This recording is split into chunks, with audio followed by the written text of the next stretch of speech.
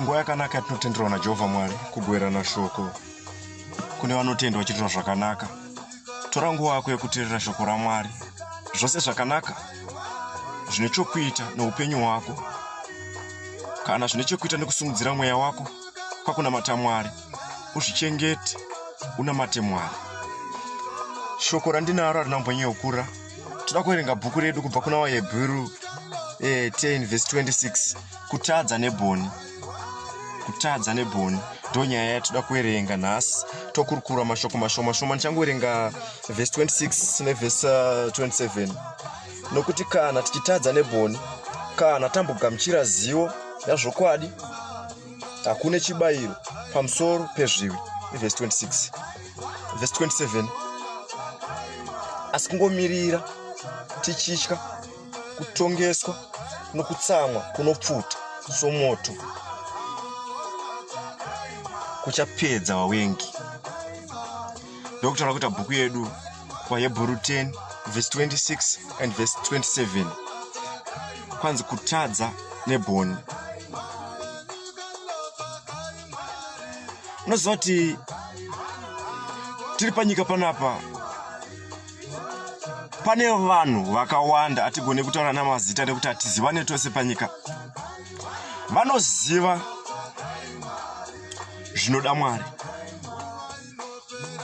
asi aneka I don't care, ngoti ndichazoti ndonamata Mwari. Vakawandisa vanhu ivavo tikada kuvatarisa kana tikada kuvatsvaga, but hatisi kuti tiri pakuvatsvaga, asi tiri pakuonesana nokudzidzisana shoko riri pano. Hanzi kutadza nebhoni. Pataverenga zvikanzi kunyange wambotadza zvako iwewe une kuziva, une zvokwadi iwe unoziva, wambonzwa rimwe shoko rinokudzoredzera pakugonera Mwari. Hakuna kukanganwiwa pakutadza nebhoni, kutadza uchida. Ndokupa muenzaniso. Uri kufamba, uri mutara, une mota, uri kudrive, woona pakanzi police ahead, roadblock iripo, wongodarika uchimhanya urega kumira, zvinozopera mushere. Kutadza nebhoni. Wapiwa mufananidzo, waudzwa kunzi pane roadblock, unofanira kumira, asi ukangodarika uchimhanya hapana kuregererwa pakadaro.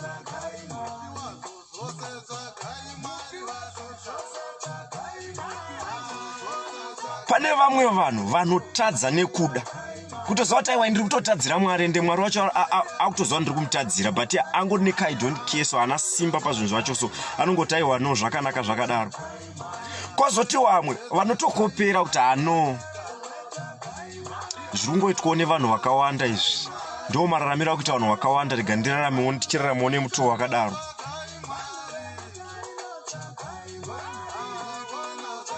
Ani nani anotadza nebhoni akangomirira kutongwa. Vanhu vakawanda vanoziva kuti Mwari vada kunamata. Vanhu vakawanda vanoziva kuti aiwa Mwari ariko. Vanhu vakawanda vanoziva zvinoda Mwari asi havadi kuzvitevera. Regai kutadza nebhoni, regai kutadza nokuda. Nokuti kana wambonzwa irori shoko rekuti vakomana musatadzire Mwari, kune gehena, hama musatadzire Mwari, Mwari akatsamwa muchatongwa, haasi mafanizi, hadzisi nyambo kana ngano, ndizvo zvazvingori. Hazvina anozvishandura, hazvina anozvichinja. Nokuti iwe kana uchinge wangotadza nokuda, kana uchinge wangotadza nebhoni, kutongomirira kutongwa. Cherechedza mafurenzi ako, zvavanotaura, zvavanoita, kana zvichipesana naMwari, zvichikukovera mukutadza. Vhara nzeve dzako pavanotaura zvakaipa, zvirege kupinda mauri. Hongu nzeve takatenderwa kunzwa zvese, asi ziva zvekuchengeta munzeve. Aripo anonzwa nzama, ngatinamatei. Patandoti aiwa zvakangobvirira kare, takangokura tichingonzi ngatinamatei, vana baba wakafa, tichingonzi ngatinamatei. Inawi yazvokwadi. Ani nani anonzwa zvinoda Mwari akazviramba, agara achatongwa.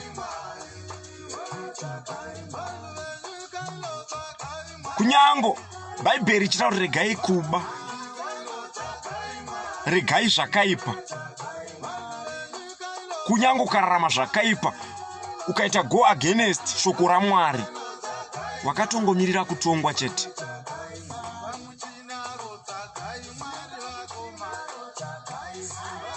Ndiani akachenjera akangwara?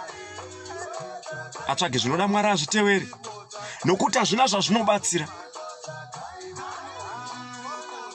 Unotadza uchiziva kuti kutadzira Mwari.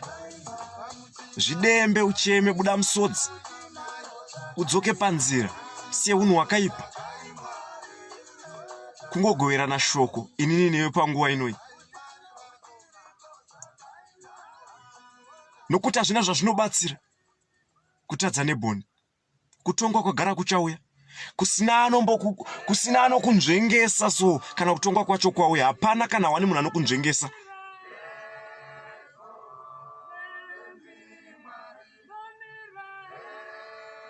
Kutadza nebhoni. Ariko umwe munhu akanzwa shoko kunzi, hama, namata Mwari, hama, siya zvose zvakaipa, hama, siya zvose zvinoengwa naMwari. Anongotaiwa idambe. Hapana dambe ba, harisi dambe. Vanhu vakawanda panyika vanoziva zvinoda Mwari, asi vanotadzira Mwari. Vazhinji vanoteera tsika nounhu hwevamwe vanhu vachitadzira Mwari. Zvino Mwari zvaanoona zvose ariko kudenga, chiko chachaita panyika chingava chakawanzika. Dai tararama kuda kwedu isusu, kana upenyu hwepano panyika dai tararama makore atinoda, ndaingoziva kuti hano kunyange Mwari wacho ndichimutadzira as long ndichirarama zvandinoda. But hauzive nguva yaunopfuura, hauzive nguva yaanokutora, hauzive magumo ako. Regai kutadza muchida, regai kutadza nebhoni, regai kutadzira Mwari. Zvinobatsireiko kuita chivi uchiziva kuti izvi zvinowengwa naMwari? Cherechedza maweakness ako. Handikusimbise nebhuku rinoti hongu zvakanyorwa mubhuku kuti hakuna munhu asingatadze, asi kutadza nebhoni bhuku raramba. Ani nani anotadza nebhoni? Ani nani anotadza nebhoni? Ani nani anotadza nekuda? Angomirira kutongwa chete, angomirira gehena, ndo rakangomirirwa chete.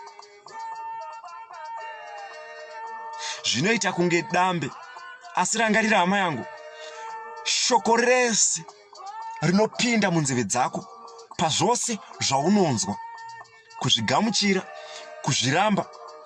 Asi kana zvitaura riri shoko raMwari, warinzwa rataura kuti, hama, regai kutadza nekuda, regai kutadza nebhoni, iwe uchitongotadza zvako, uchatongwa nekuda kweshoko rawakanzwa iroro. Ndiani akachenjera akangwara anzvenge zvakaipa zvese? Ndiani akachenjera akangwara afambe munzira dzaMwari? Nhau yandinayo ndiyo inhau yekutadza nebhoni, kutadza uchida kuziva kuti no, Mwari uyu ndiri kumutadzira uyu, wotongoramba uchipfuurira mberi nekutadza kwako. Zvivi zvikawanda zvinoendesa kurufu. Kunyange uchitadza ukaenda mberi nekutadza kwako, ukuzvikwera kurufu.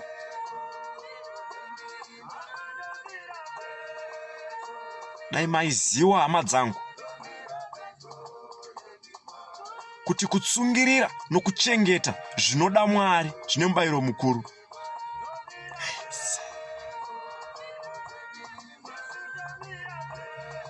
Variko vanoziva kuti zvaiti ndichirarama panyika panapa,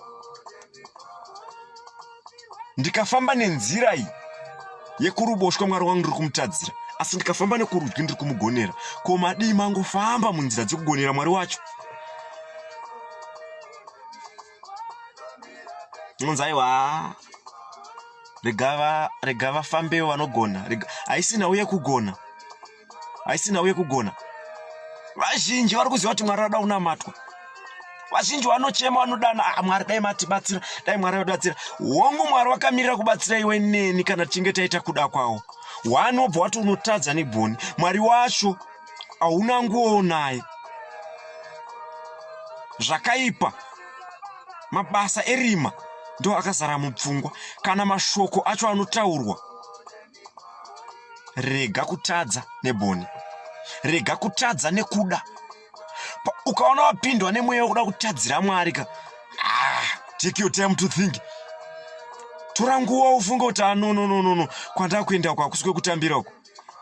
Nokuti Mwari wakanga wakutsamwira.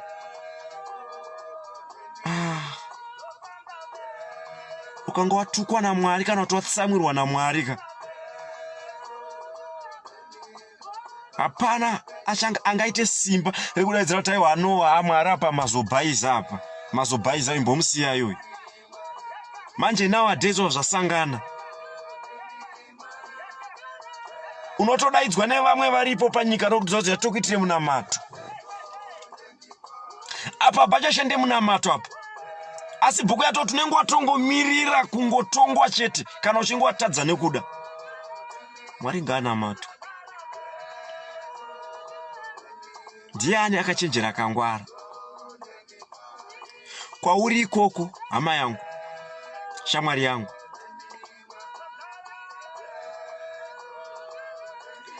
Hapana zvinoitwa panyika Mwari zvavasingaoni.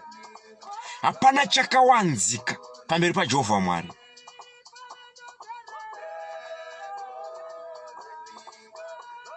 Chiedza ndechake. Zvinoitika murima anoona.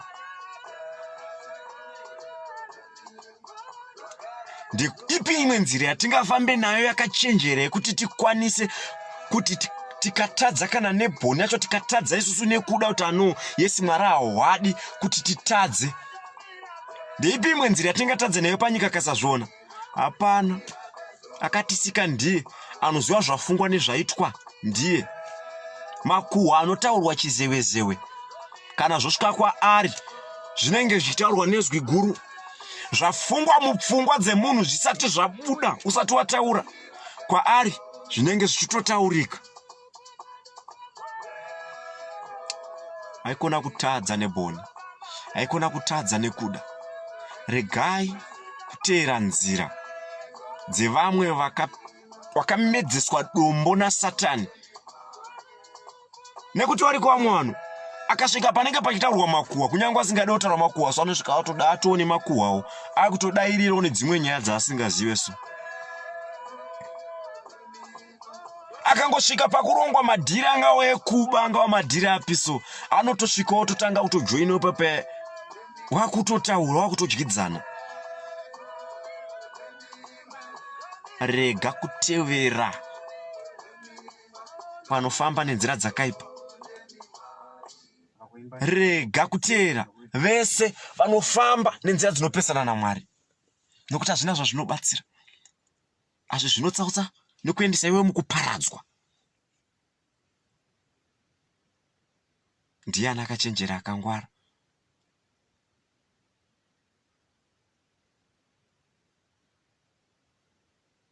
Dai Mwari watibatsira, nokuti hazvina zvazvinobatsira.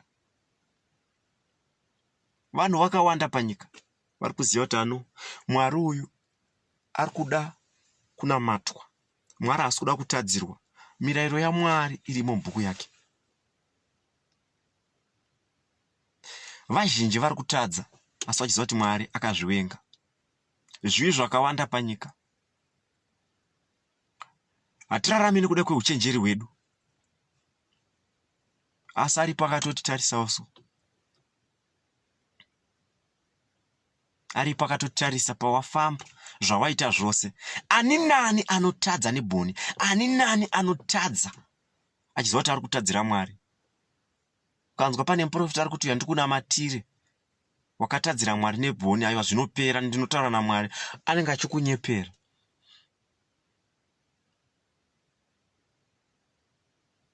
Tifambe mukuda kwaMwari. Ndiro shoko randinaro panguva ino iyi. Itirwai nyasha. kwamuri mose. Shungu dzangu kuti zita raJehovha Mwari rinzwikwe panyika. Ani nani anotenda arangarirwe nekuitwa zvakanaka. Tinamate. Nokutendai Mwari neshoko renyu. Kubva kubhuku raHebheru 10 verse 26 27. Kutadza nebhoni. Tibatsirei tisakutadzirei nokuziva, uye tibatsirei tisakutadzirei asi tikugonerei. Nonamata kwamuri kuti ani nani wamatendera kunzwa shoko. Kuna ani nani anotenda mushoko renyu murangarire. Mazvitenyu Mwari vari kumusoro kudenga.